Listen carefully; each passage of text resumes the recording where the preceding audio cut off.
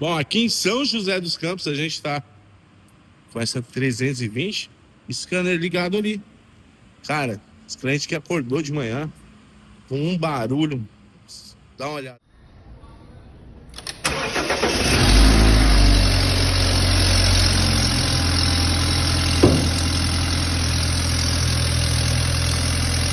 Acredite se quiser, é simplesmente os anéis do escapamento, do coletor de escapamento que queimaram aí e faz toda essa barulheira aí, parecendo algum problema no motor, alguma coisa assim. A gente vai pegar, desmontar tudo ali. Quando tiver desmontado, eu vou postar aí pra vocês aí. Tá? Essa é 320 aqui em São José dos Campos, que o cliente quase arrancou os cabelos da cabeça aí. Mas um problema simples, fácil de resolver e nem é tão caro. Beleza?